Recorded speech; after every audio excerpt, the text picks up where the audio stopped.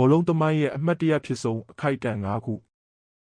ဘောလုံးလောကမှာတခါတလေအမှတ်တရဖြစ်သွားတဲ့အခိုက်အတန့်တွေကပွဲရလက်ထက်တောင်ပိုပြီးလူတွေကိုမှတ်မိစေတတ်ပါတယ်။အံ့အားသင့်စရာကံပတ်တွေအငင်းပွားစရာဂိုးတွေဒါမှမဟုတ်မမျှော်လင့်ထားတဲ့ moment တစ်ခုကဘောလုံးသမိုင်းကိုပြောင်းလဲသွားစေနိုင်ပါတယ်။ဒီဗီဒီယိုမှာတော့ဘောလုံးသမိုင်းတွေကအကျော်ကြားဆုံး moment ၅ခုကိုပြောပြပေးသွားမှာပါ။နံပါတ်1မာရာဒိုနာရဲ့ Hand of God ကို1986ကမ္ဘာဖလားကွာတာဖိုင်နယ်မှာအာဂျင်တီးနားနဲ့အင်္ဂလန်တို့ကမက္ဆီကိုမှာရင်ဆိုင်ခဲ့ပါတယ်။ပွဲချိန်51မိနစ်မှာမာရာဒိုနာကအင်္ဂလန်ဂိုးသမားပီတာရှီတန်နဲ့အတူလေထဲမှာဘောလုံးကိုခုန်ပြီးရှင်လူခဲ့ပါတယ်။ဒါပေမဲ့မာရာဒိုနာကသူ့လက်ကိုအသုံးပြုပြီးဘောလုံးကိုဂိုးထဲထိုးသွင်းခဲ့ပါတယ်။ဒိုင်ကမမြင်ခဲ့တာကြောင့်ဂိုးကိုအတည်ပြုလိုက်ပါတယ်။နောက်ပိုင်းမှာမာရာဒိုနာကိုယ်တိုင်ကဒီဂိုးကိုဖျားယူတဲ့လက်လို့အမည်ပေးခဲ့ပါတယ်။ဒီပွဲမှာအာဂျင်တီးနားက2-1နဲ့အနိုင်ရပြီးနောက်ဆုံးမှာဝါကပ်ကိုပါချန်ပီယံဖြစ်ခဲ့ပါတယ်။နံပါတ်2 2005ခုနှစ်ချန်ပီယံလိဖိုင်နယ်မှာလီဗာပူးရဲ့မီယာကယ်ကမ်ဘတ်2005ခုနှစ်ချန်ပီယံလိဖိုင်နယ်ကိုအစ္စတန်ဘူမှာလီဗာပူးနဲ့ AC မီလန်တို့ကရှင်ပြိုင်ခဲ့ပါတယ်။ပထမပိုင်းပြီးချိန်မှာ AC မီလန်က3-0မရှိနဲ့အပြတ်သက်ဦးဆောင်နေခဲ့ပါတယ်။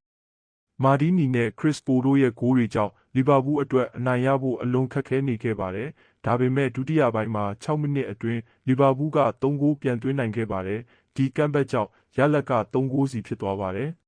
။ပင်နယ်တီမှာတော့လီဗာပူးဂိုးသမားဂျာစီဒူးတက်ရဲ့စိတ်တွေကြောင့်လီဗာပူးကချန်ပီယံလိဖလားကိုဆွတ်ခူးနိုင်ခဲ့ပါတယ်။ဒီပွဲကို Miracle of Istanbul လို့တောင်ခေါ်ကြပါတယ်။နံပါတ်3ဇီဒန်ရဲ့ဟက်ဖက်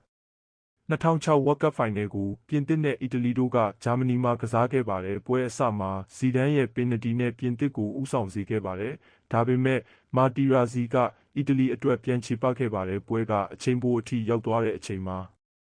ဘောလုံးသမိုင်းတွေကအကျော်ကြားဆုံးဖြစ်ရပ်တစ်ခုဖြစ်ပွားခဲ့ပါတယ်။ဇီဒန်ကမာတီရာဇီရင်ဘတ်ကိုခေါင်းနဲ့တိုက်ခဲ့ပါတယ်။ဒိုင်ကအနီးကပ်ပြတာပြီးဇီဒန်ကိုထုတ်ပယ်လိုက်ပါတယ်။ဒါဟာဇီဒန်ရဲ့ကစားသမားဘဝနောက်ဆုံးပွဲလည်းဖြစ်ပါတယ်။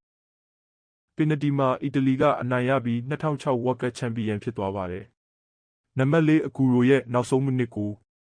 2012 Premier League နောက်ဆုံးနေ့မှာမန်စီးတီးနဲ့ QPR တို့ရှင်ပြိုင်နေပါတယ်။မန်စီးတီးကဖလားရဖို့ဒီပွဲကိုမဖြစ်မနေအနိုင်ယူရပါတယ်။ပွဲနောက်ဆုံးမိနစ်မှာ QPR က2-1နဲ့ဦးဆောင်နေခဲ့ပါတယ်။ဒါပေမဲ့62မိနစ်မှာဒီဇီဂိုကခြေပေါက်ကိုပြန်သွင်းခဲ့ပါတယ်။ပြီးတော့63မိနစ်စက္ကန့်20မှာအကူရိုကဂိုးသွင်းပြီး3-2ဖြစ်စေခဲ့ပါတယ်။ဒီဂိုးကြောင့်မန်စီးတီးကပရီးမီးယားလိကိုအိမ်မက်ဆန်နဲ့အဆုံးသတ်နဲ့ချန်ပီယံဖြစ်ခဲ့ပါတယ်။နံပါတ်5 1999ချန်ပီယံလိဖိုင်နယ်မန်ချက်စတာယူနိုက်တက်ရဲ့ကမ်ဘတ်1999ချန်ပီယံလိဖိုင်နယ်မှာမန်ချက်စတာယူနိုက်တက်နဲ့ဘိုင်ယန်မြူးနစ်တို့ဘာစီလိုနာမှာရှင်ပြိုင်ခဲ့ပါတယ်။ပွဲအစ6မိနစ်မှာဖရီးကစ်ကတဆင့်ဘိုင်ယန်မြူးနစ်တို့ဦးဆောင်ခဲ့ပါတယ်။ပွဲအဆုံးနီးပါးထိယူနိုက်တက်ကဂိုးပြန်မသွင်းနိုင်ခဲ့ပါဘူး။ဒါပေမဲ့အချိန်ပိုမှာအံ့အားသင့်စရာဖြစ်ပွားခဲ့ပါတယ်။61မိနစ်မှာရှရန်ဂန်ကခြေပေါက်ဂိုးသွင်းခဲ့ပါတယ်။ပြီးတော့63မိနစ်မှာဆိုရှာကအနိုင်ဂိုးသွင်းပြီးယူနိုက်တက်ကို2-1နဲ့အနိုင်ရစေခဲ့ပါတယ်။ဒီကမ်ဘတ်ကချန်ပီယံလိသမိုင်းတွေကအကျော်ကြားဆုံးကမ်ဘတ်တစ်ခုဖြစ်ပါတယ်။ဘောလုံးလောကမှာဒီလိုအခိုက်အတန့်တွေကြောင့်ပဲဘောလုံးကို beautiful game လို့ခေါ်ကြတာဖြစ်ပါတယ်။မိတ်ဆွေအတွက်ဘောလုံးသမိုင်းတွေက